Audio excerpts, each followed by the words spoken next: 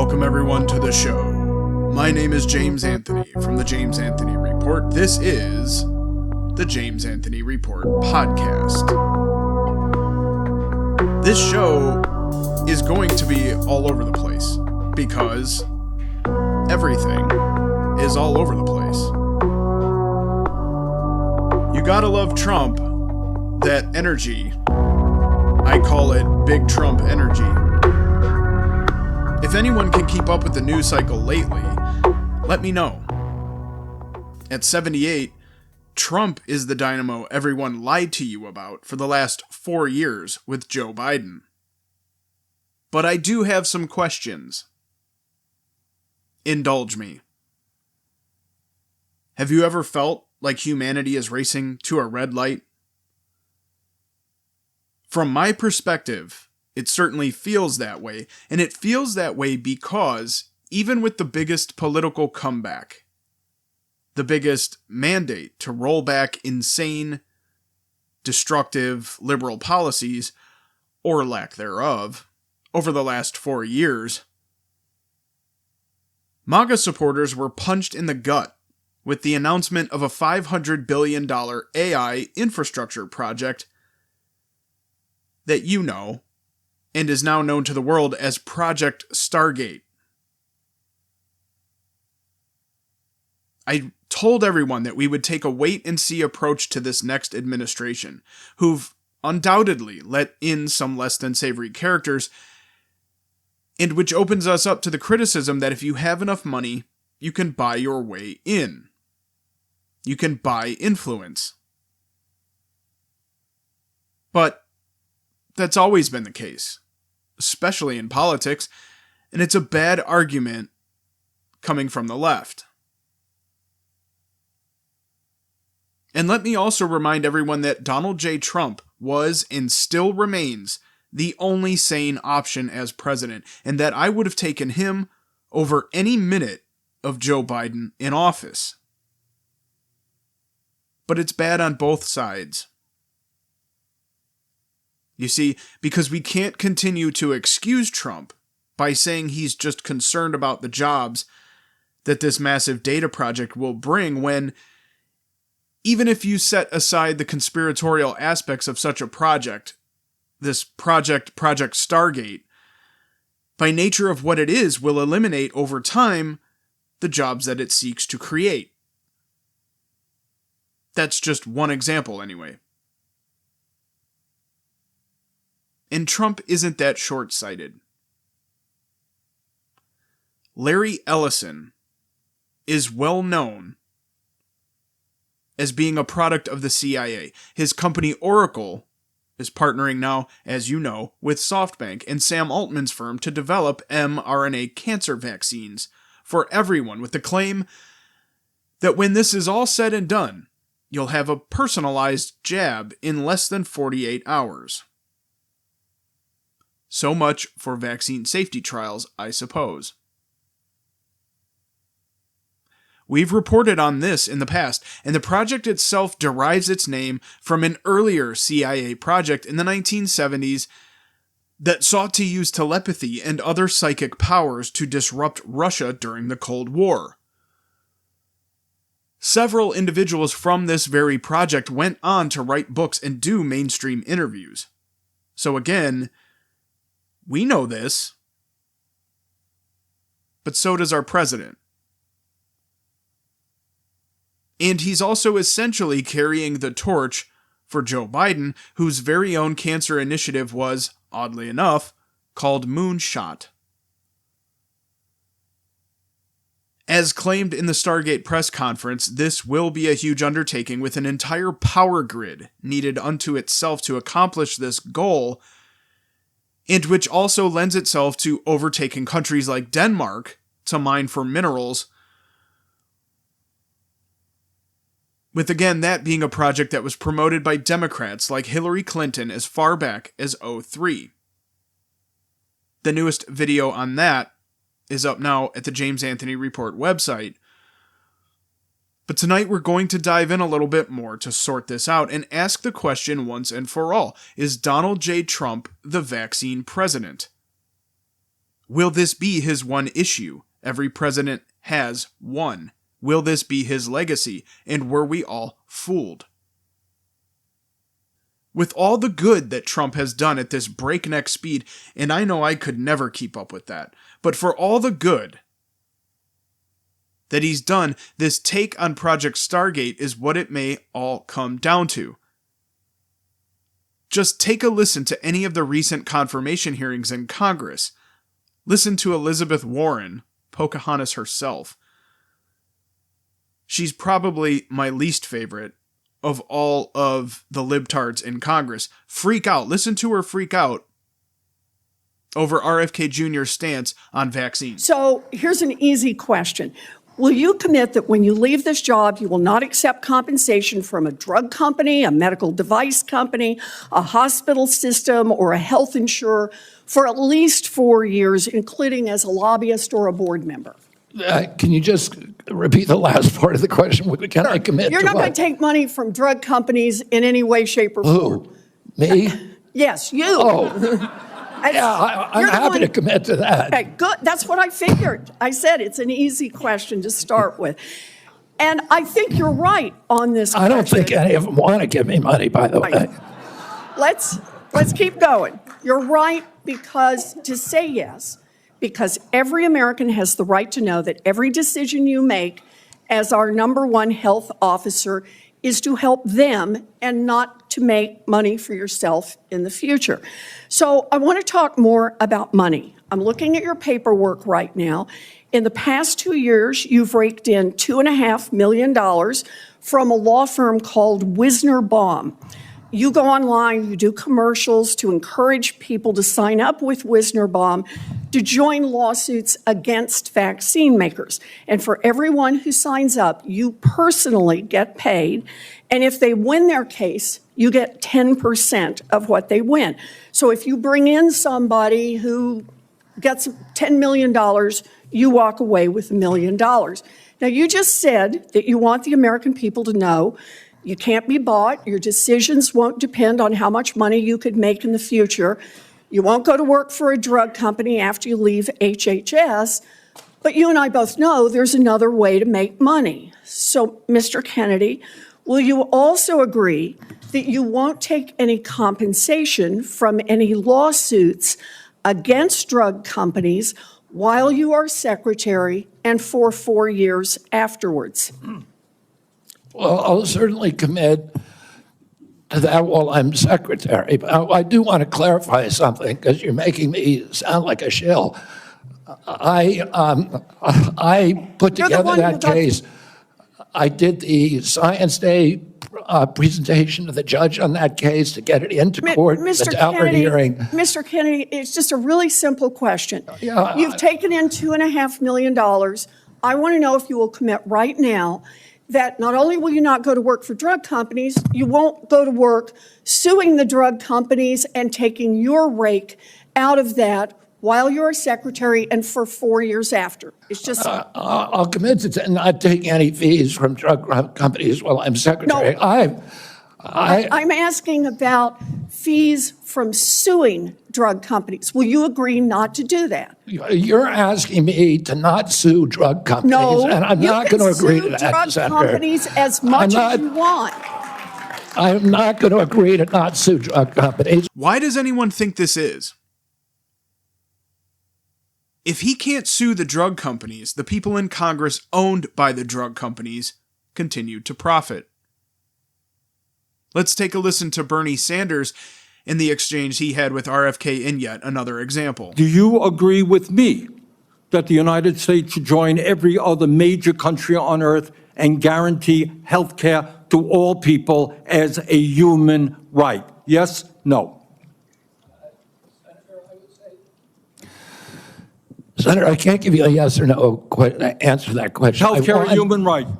Is health care a human right? In the way that free speech is a human right, Yeah. I would say it's different because with free speech doesn't cost anybody anything, but in healthcare, if you smoke cigarettes for 20 years and you get cancer, you are now taking from the pool. And so are you guaranteed the same right, And if or I- is okay, there also a look, duty? I'm sorry, I'd love to talk for an hour with you. We got a few minutes left here. All right? Every other country on earth says healthcare, whether you're poor or rich, young or old, is a human right. I'm not hearing you say that. All right, you've talked about the drug companies, and maybe we agree on this one. As you all know, despite the drug companies making over $100 billion in profits, paying CEOs outrageous compensation packages, we in some cases pay 10 times more for the same drug. Will you support legislation that I will introduce which says that in America we should not be paying a nickel more for prescription drugs than people around the rest of the world? Yes, no? To equalize it? Not to equalize it, that we should not be paying more than other countries for the same damn drug. President Trump has asked me, in fact, I had a meeting with President Trump a week ago where we showed him the charts. He knows the charts. Up next, we have Kash Patel and Amy Klobuchar. Take a listen. You promoted a COVID vaccine reversal or detox supplement. One scientist said, I quote, "None of these substances in any form would minimize side effects from a COVID-19 vaccine." That is preying on innocent people. Did you perform clinical trials before you made that claim? I'm not a doctor, so no. But you did promote this supplement and told people that it would reverse or mitigate the side effects from COVID vaccine. Did I give people an opportunity to make an independent choice for what's best for their families? Yes. You did that last year, correct? I don't have it in front of me again, Senator. In addition to the vaccine project, Trump has also announced a new Iron Dome missile defense system, much like the one Israel has currently, and he's doing this by executive order. The system will use directed energy. Let me repeat that. This system will use directed energy and work alongside U.S. Southern Command, SOCOM, and Northern Command to assess threat levels to our national security. Could this be another step closer to a one-world government? Maybe not now under Donald J. Trump necessarily, but if left in the wrong hands? I think it's a fair question.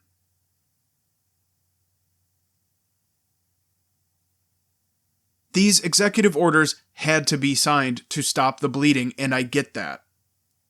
But each one of these, every time one is signed, it gives the chair of the highest office in the world more power. An example of this would be January 6th. How is it that our own citizens, many not formally charged with insurrection, could be held captive as political prisoners for years?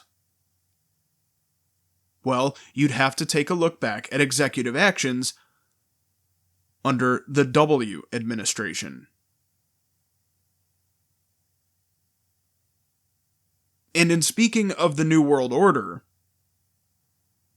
you'll see the video on the James Anthony Report website that lays out the plan, the one I mentioned earlier, that was started by Democrats going as far back as 2003, and again, which Hillary herself made the case for a sort of manifest destiny or sovereign rights expansion effort that saw agencies like NOAA,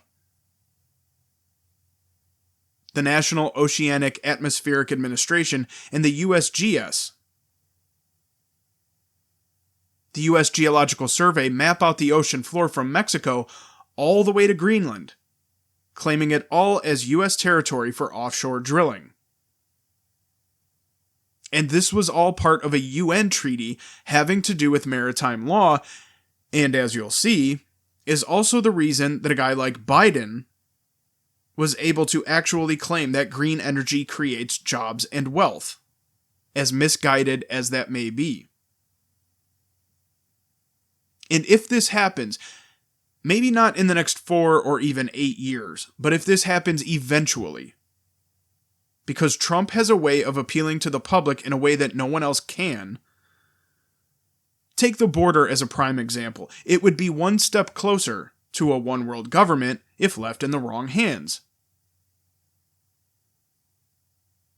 This might be a bad analogy, but Everything right now seems, to me, very similar to the person who leaves their wiper blades up on their car because they don't want them to stick to the windshield in the freezing cold,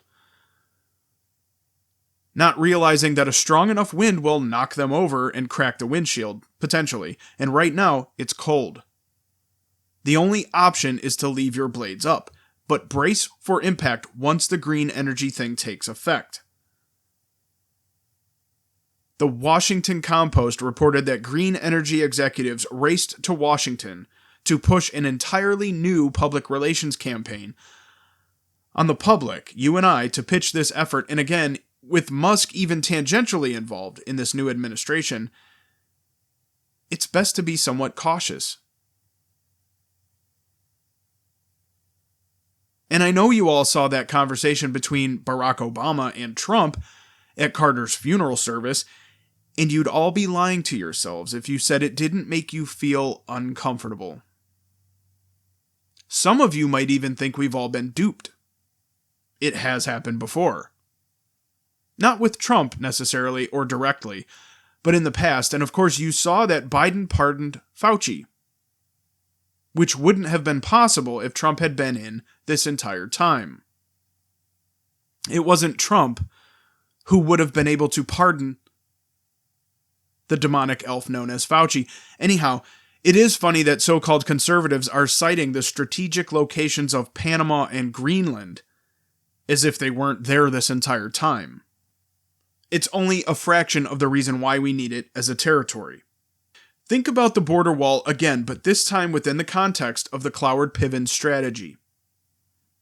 A crisis was created over decades that resulted in the population demanding a border wall be constructed. And the government then swoops in to handle it, but meanwhile, its construction is not only designed to keep them out, but also to keep you in. It also has the potential to be used for this new reindustrialized vision of America that seeks to somehow gaslight you into believing our leaders suddenly care about your personal information going to China. It's absurd on its face. And this new digital golden age, so to speak, can, always in your best interest, be used to keep you from accessing information, and allowing you only to see the information that they allow you to see. But in keeping everything fair, they'll always call you and me conspiracy theorists. That's what they do. The story I brought to you a year ago, the one titled Trump's Sacrifice, Battle Against the Left's Demonic Narrative. The one about one particular online account that tries to present as fact that Donald Trump may in fact actually be the devil. Literally. It offers that story of the crazed leftist that set himself on fire in an act of self-immolation outside of the courthouse in Manhattan during one of Trump's trials last year. This is the standard for TDS by which all crazed leftists should be judged. But it wasn't a widely circulated story at the time amongst those in the mainstream, and it could certainly be argued that this was brought about by those accounts, the ones like Donnie Darkened, that claim Trump is the Antichrist in the Holy Bible. And I actually tied that in with the conspiracy theory floating around at the time that the Trump presidency was foreshadowed in an 1800s book written by Ingersoll Lockwood, called Baron Trump's Marvelous Underground Journey. The book itself was even called into question. But it's one where the main character has a twice-than-normal-sized head, lives in Castle Trump, dislikes the natives and women, and has ties to the Russian government.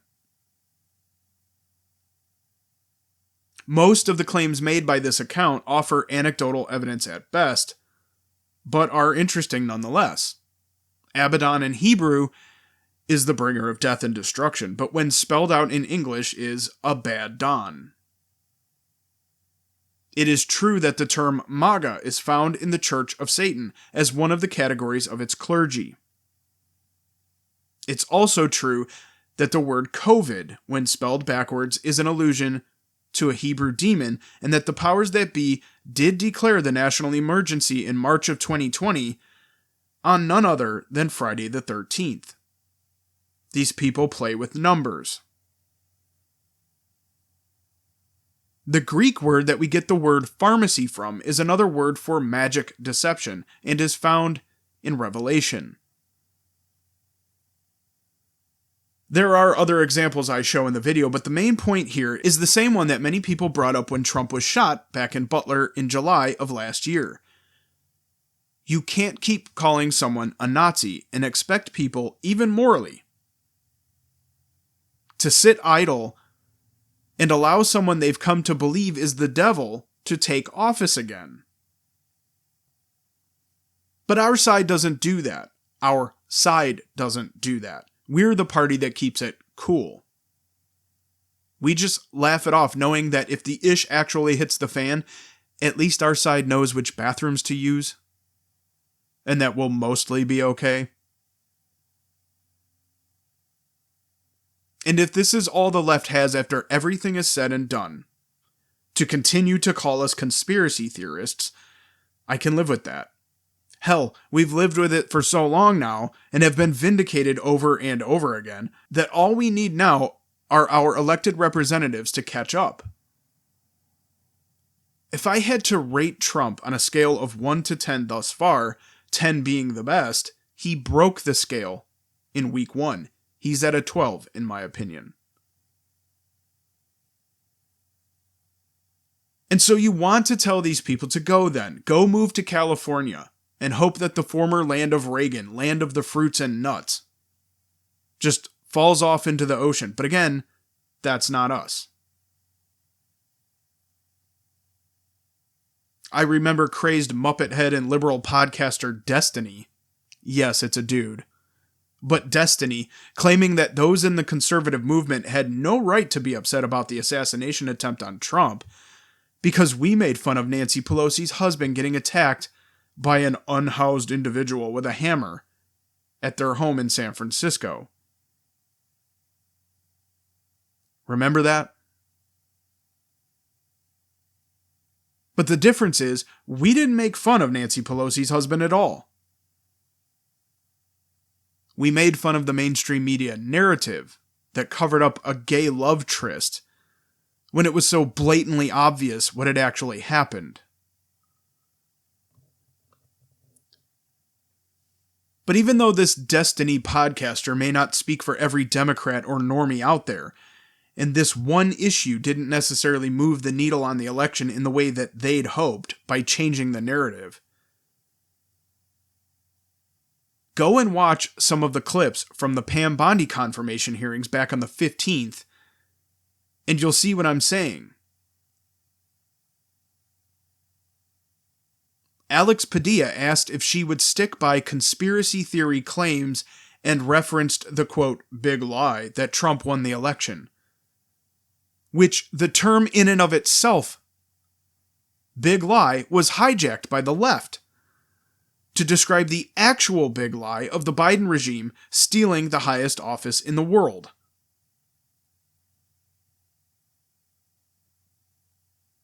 And then, in the same hearing, Adam Pencilneck piece of Schiff has the gall to ask Bondi if she'd ever push back on the president, when again, they themselves all, every swamp creature in Washington, knew the corruption at the top, all the way down into the Democratic Party basement. Sadly, I thought it was absurd of Bondi to say she'd never heard the recorded conversation between Trump and the Georgia governor, I think at the time was Raffensperger, the very famous one anyway that played all over the mainstream news, the one where Trump asked him to, quote, find the votes. Whatever else you want to say about Bondi, the truth is that these hearings are nothing more than political posturing. But all she'd had to say was the truth. That Trump was talking about the margins in that instance. find me the votes wasn't alluding to creating votes that didn't exist out of thin air. But the Democrats did. And see, we still have this weak Republican establishment that, in my view, sits on the same side of the coin as every other Democrat, using a Cloward Piven type strategy to push a single agenda forward. And this is something that gets lost or has gotten lost over the last 8 years.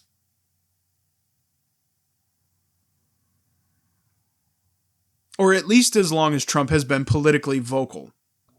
The two parties are the same damn thing. And it's interesting to think Trump has a guy like Musk in his corner. The brain chip guy. The green subsidy, electronic future guy. And it's probably a bad look considering that already we have the left acting as if Trump isn't the president.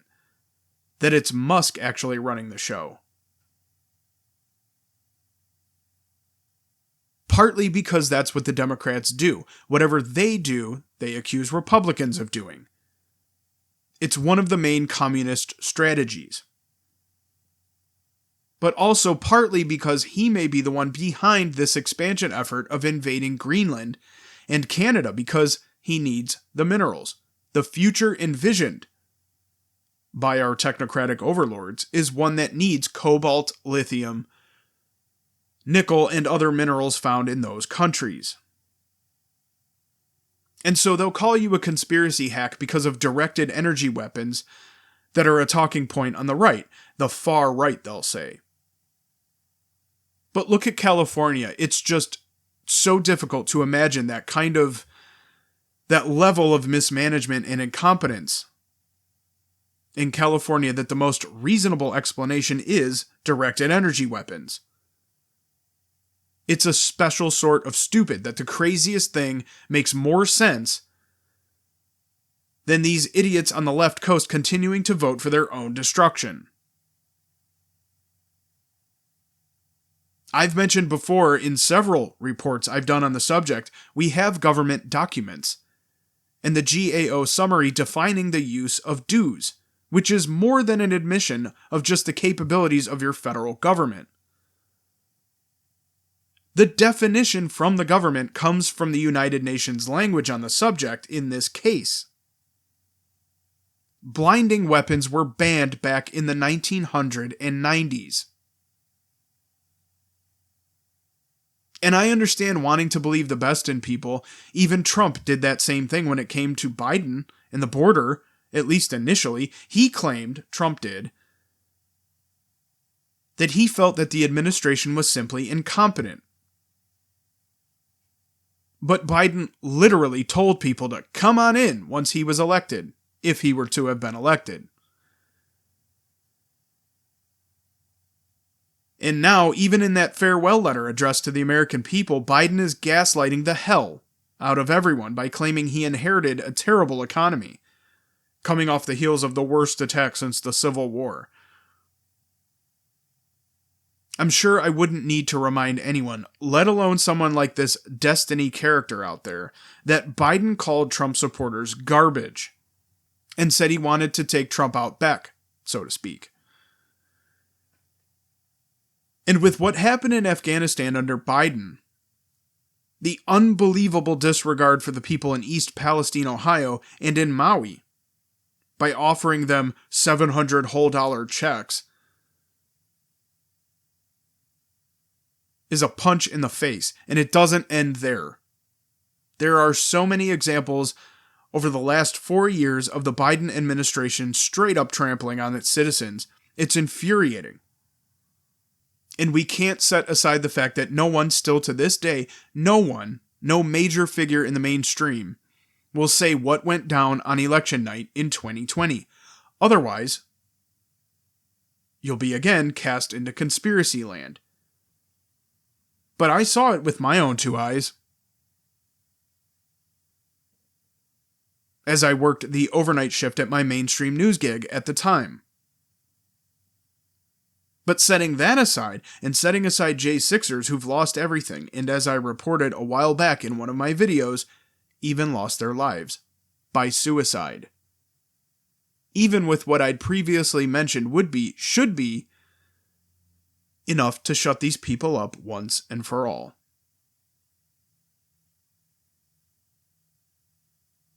So maybe it's all incompetence, but incompetence coupled with DEI policy and lunatic leftists burning and looting, as is the case with every disaster I can recall happening in California since ever. It's being gaslit, so to speak. And sure, I am the guy that did the reverse speech story on Biden. But what the hell? Forget reverse speech. You idiots voted for the guy who can't forward speech. So right now we need our politicians, our elected leaders, to back us up in a time like this.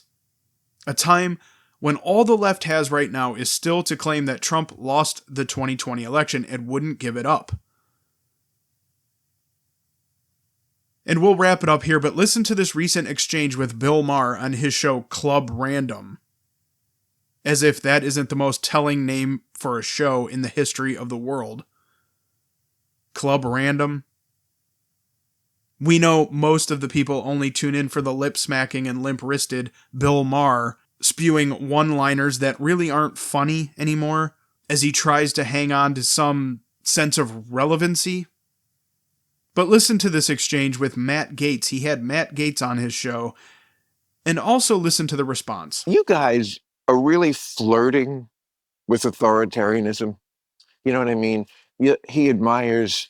Like, we didn't try to throw our political prisoners in jail. We talked about it, but we didn't actually try. Oh, you did try.